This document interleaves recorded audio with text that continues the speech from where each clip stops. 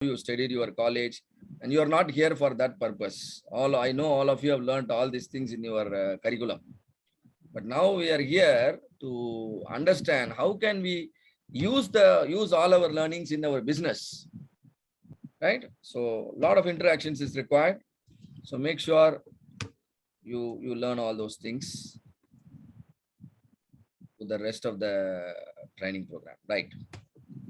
So now I'm here to teach you a tool called ANOVA, and then we'll see how to do all the hypothesis testing in Minitab, and we move on to the correlation regression, and then I will also teach you an important tool called control chart. Right. I hope we have discussed all these problems yesterday.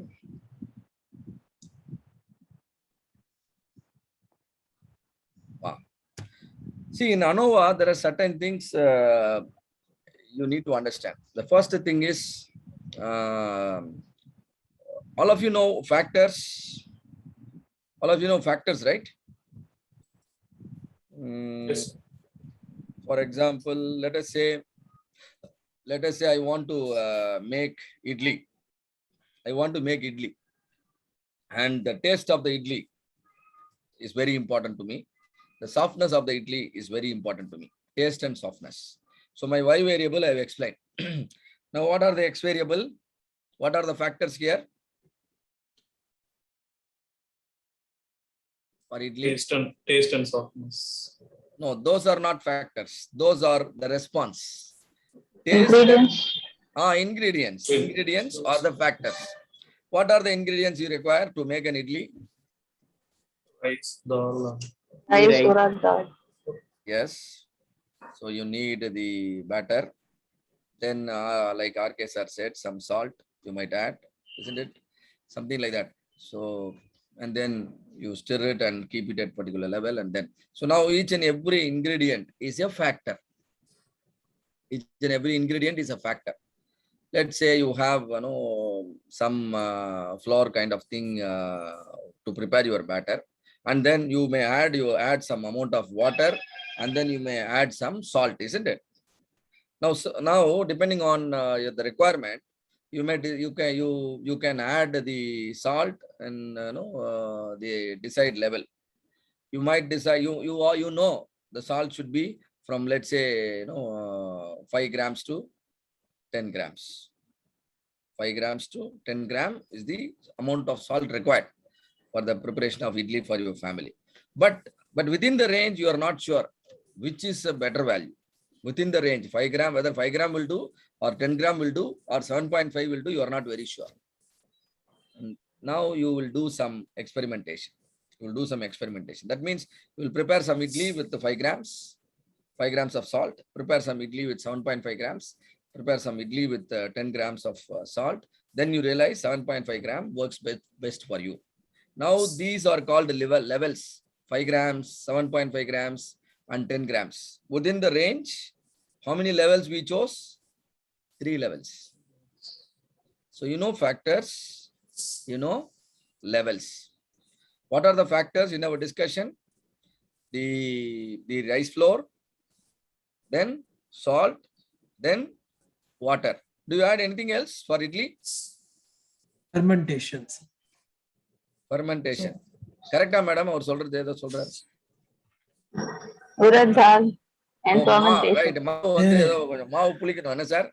Right. Yes, sir. So the duration. So how much time I should leave it as it is? The fourth factor. Now, how many factors are there in our idli making? If you want your idli to be tasty, idli to be softer, how many factors are there? 4 factors. Now for the salt, how many possible levels you have? 5 gram, 7.5 gram? 3 levels. Very good. 3 levels. Each factor can be fixed at any level. So fixing the factor at the desired level is called the treatment. Fixing the factor at the desired level is called treatment. The treatment eventually will become the solution to the problem. The treatment will eventually become the solution to the problem. in order to offer a solution or in order to give a treatment to the problem, you should know the relationship of the factor with the response.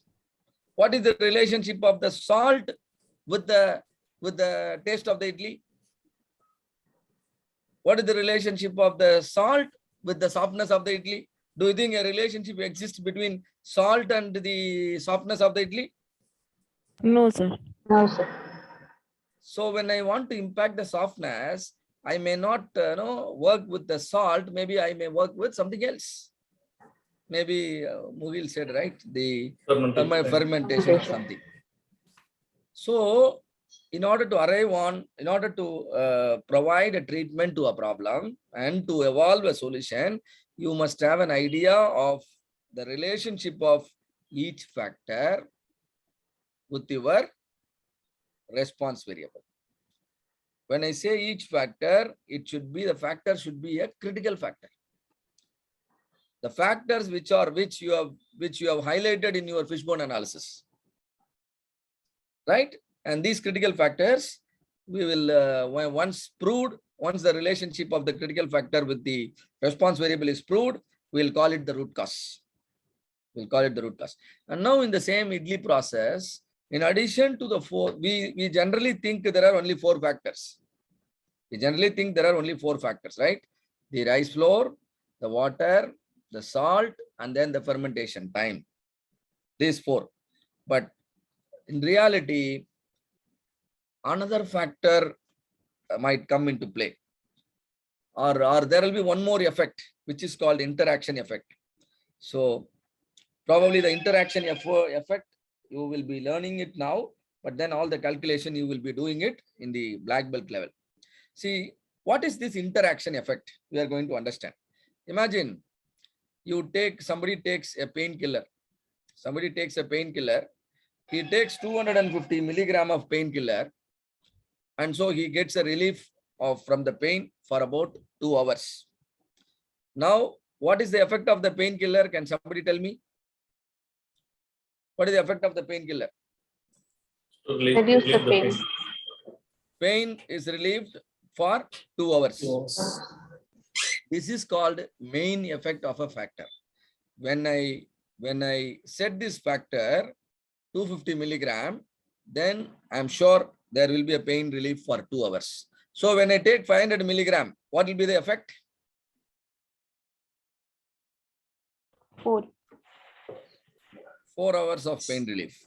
When I take 750 milligram of the painkiller, I get 6 hours. 6 hours of pain 6 hours. relief. This is called main effect of the factor called painkiller. What is this called? Main effect. Right? And now, another day, another person, he takes painkiller 250 milligram, and the other person also takes an antibiotic A. Also takes an antibiotic A. And still, he is getting a result of 2 hours of pain relief. Now, what is your understanding on this now?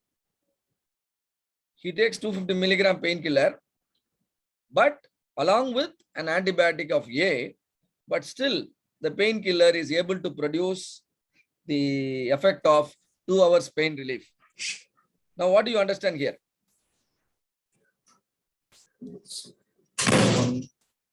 The For pain antibiotic test. relief, there is no need for the antibiotics. Does not add value.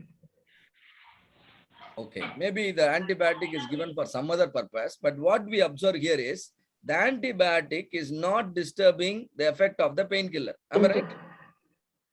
Yes. Am I correct? Yes, sir. That means antibiotic is not interacting with the painkiller. Antibiotic is not interacting with the painkiller. Interaction may be helpful. Most of the time, interaction will be harmful. You need to know whether the interaction is harmful or helpful. Or if there is no interaction, you can forget about the interaction.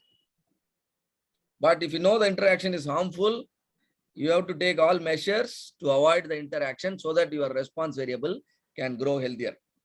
If the interaction is helpful, allow the factors to interact, and so that your Y variable can improve in the favorable direction. And now another patient, another person. Person 3, he takes antibiotic B along with the painkiller of 250 milligram. Generally, when somebody takes a painkiller 250 milligram, what is the main effect the painkiller is expected to produce? 2 hours of pain relief. Pain relief. But this person, he takes along with antibiotic B, he gets only pain relief for 1.5 hour. What do you understand now? Antibiotic B affects the painkiller. The presence of a factor affects the effect of another factor. Generally, the painkiller will give 2 hours relief. But in the presence of antibiotic B, its effect comes down by half an hour. Now, this is called interaction effect. Now, interaction is positive or interaction effect is favorable or unfavorable? Unfavorable. Unfavorable. So the doctor will advise this person not to take the painkiller when he is taking the antibiotic. Probably some gap can be maintained so that the antibiotic doesn't interact with the painkiller. So the painkiller will do his job properly. Same way, when you are dealing with the multiple factor, you need to understand whether an interaction exists or not. If the interaction exists, your job is to ensure you don't allow the factors to interact. If it is unfavorable. But if it is favorable, you can allow it to interact. Do you understand? I'm just helping you to understand the ways by which you can improve your why. You understand, all of you? Yes, sir. Yes, sir. Whenever the number of factors are more, problem will become complex. Number of factors are more, problem will become complex. And number of levels are more, problem will become complex. And the interaction also comes into play, the problem will become much more complex. Only for solving complex problem, we need approaches like Six Sigma. Otherwise, problem will get solved in the fishbone analysis itself. You don't need to come here. So Six Sigma is for solving complex problems. All right. So you got an idea about interaction. See, ANOVA is a test of average or test of proportion? Come on. ANOVA is a test of mean. ANOVA comes at a test of mean or test of proportion? You're right. You can be louder. Test of mean.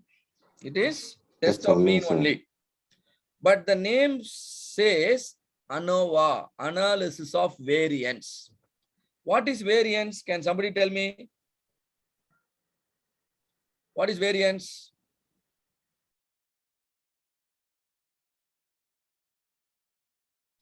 The Ramayana is about to over. We need to understand the relationship between Sita and Rama. What is variance? Is it variance is square of standard deviation or square of variance is standard deviation? What is your understanding?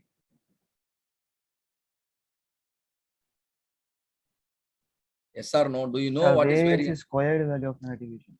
Variance is squared value of standard deviation. Sigma is standard deviation. Sigma square is variance. You have learned it, right?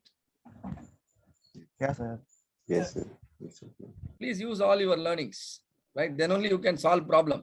If you don't use your learnings and still expect to solve the problem, then you will solve it in a wrong way. All right. So in ANOVA, VA, the VA stands for variance, analysis of variance. Though it is a test of mean, it makes use of the variance to understand whether one of the mean is significantly different from the others under study. Now there are three groups. Do you see three population or three sample? Sample black, sample green, and sample red. Now this is the average of the black color sample. Can somebody tell me what is the average value? 2 point? It is somewhere around 3. Am I right? You're right, sir. See, Sometimes what happened, teacher will bore the students, but here no, it is other way around. You are boring me. I want some reply. Then only no, I can move ahead. Just I talked about one slide, and now this is second slide. I have a lot to convey to all of you. See here, this is the average of the sample 1. This is around 3. What is the average you are seeing here for the green color? 4 plus. Yeah, somewhere Four. around. So yes, 4.5. And now average for red, 6. 6 plus. And now suppose you want a higher value, and you can quickly conclude red is better, because red gives an average of 6. So if you want a better average, because your variable is profit, so I want more profit, so I will go with the red, because red gives me a profit of, let's say, $6 million. Come here, next situation, same black, same green, same red. Now tell me which is better, black is better, or green is better, or red is better?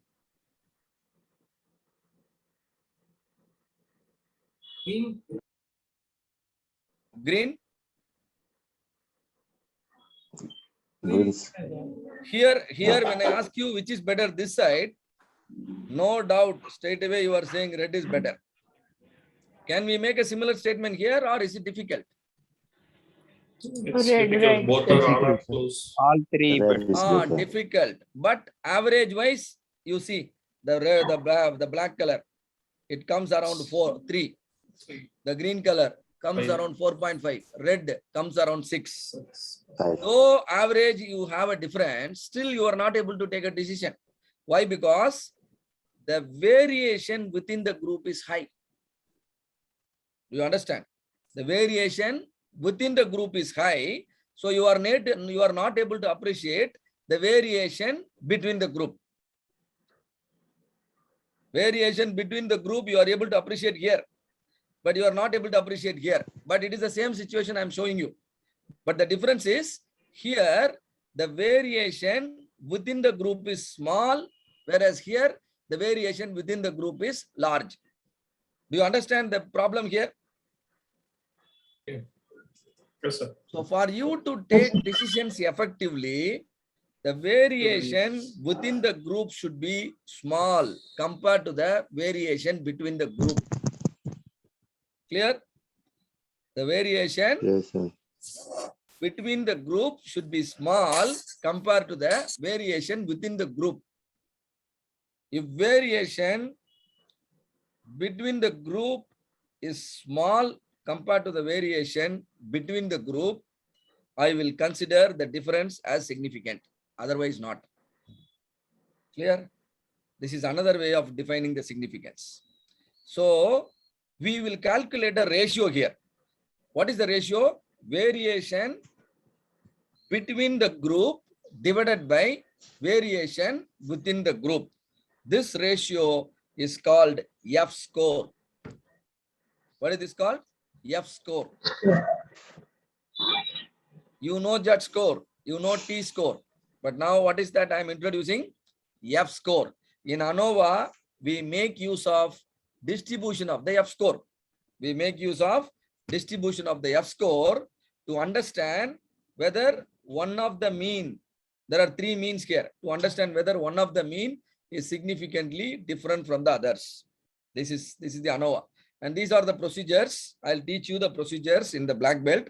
But now we will use the softwares and then to run the ANOVA test for us. And then, but we know when to use ANOVA, right? And see here, in ANOVA, we calculate something called F ratio. F ratio, or otherwise called F score. What is F score?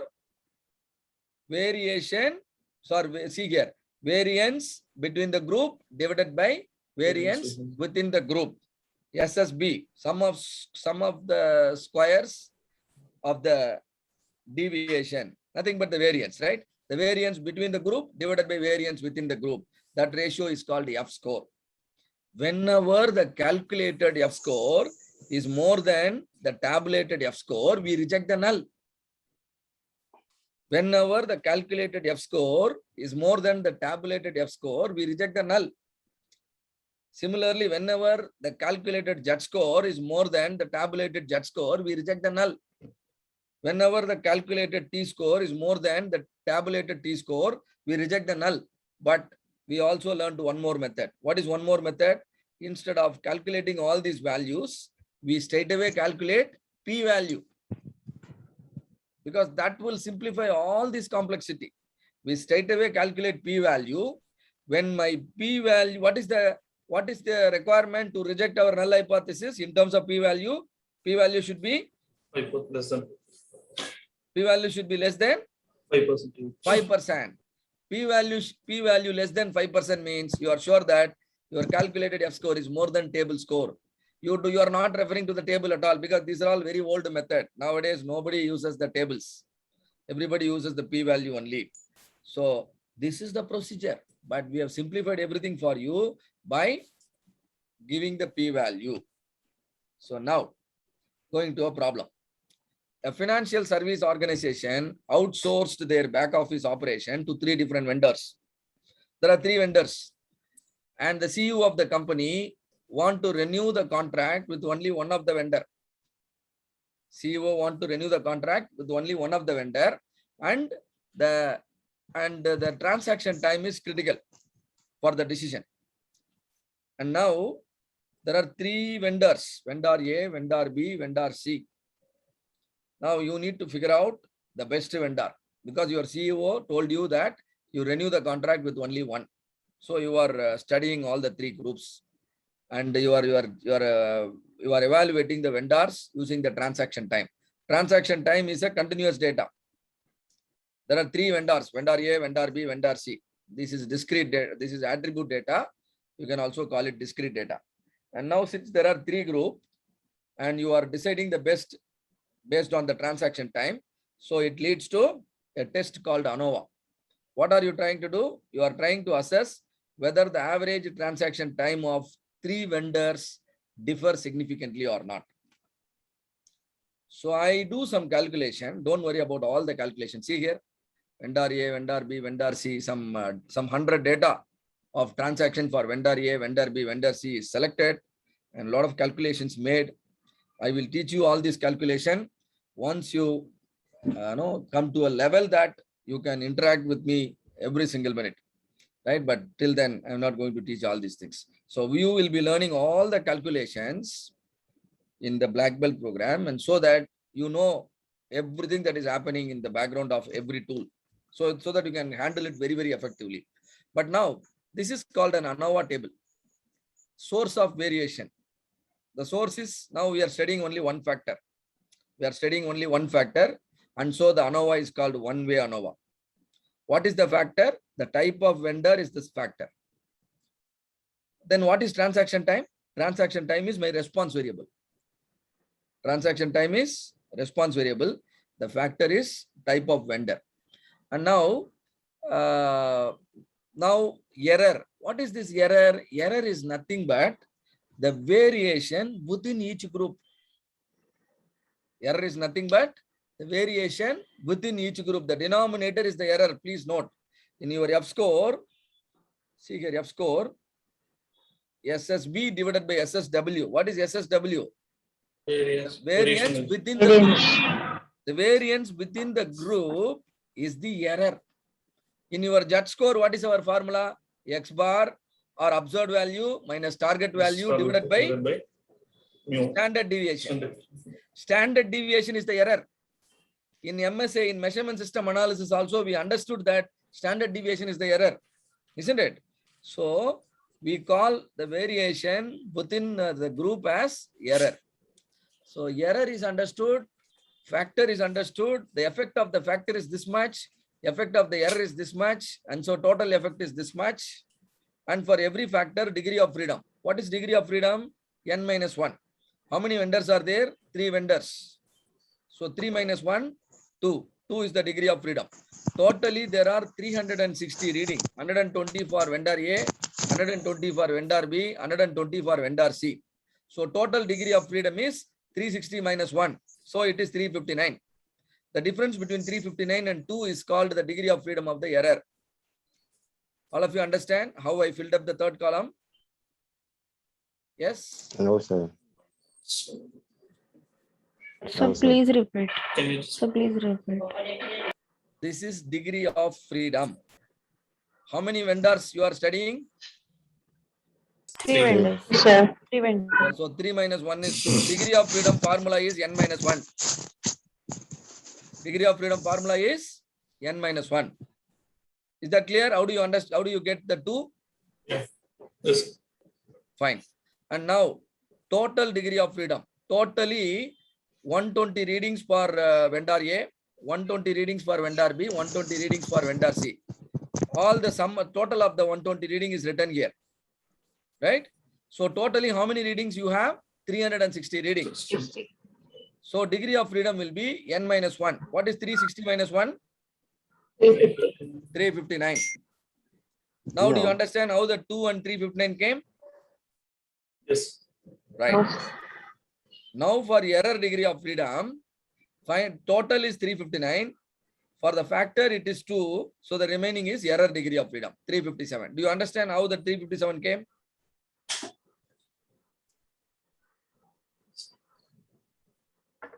Is it difficult? 359 minus 2 is 357. yeah, we got No, it, sir. sir. That's all. It's a simple mathematics. Total degree of freedom means you add all the degree of freedom. Since I know the total, from the total, I subtract the factor degree of freedom to get the error degree of freedom. Clear? Yeah, yes, sir. Right. Now, the mean square of the variance. Mean square is nothing but sum of square divided by degree of freedom. 8.9 by 2, 4.45. 697 divided by 357, this value. Okay. Now, vendor means sum of squares for the factor divided by the error sum of square. This is nothing but the variance between the factor. This is nothing but the variance within the factor. So I divide it. That is called F score. That is called F score, right? And now for every F score, a p-value is associated. For every F score, a p-value is associated, and so p-value is calculated. P-value is 0.1. Now you have two options to take decision. You can compare the F score with the table value. You can compare the F score with the table value, and there is a table available, right? You don't need to worry about all those things. That is called the F table. You go to the F table, go to the 5% level of significance and use the available degrees of freedom, and then F score can be calculated. F score can be picked up from the table.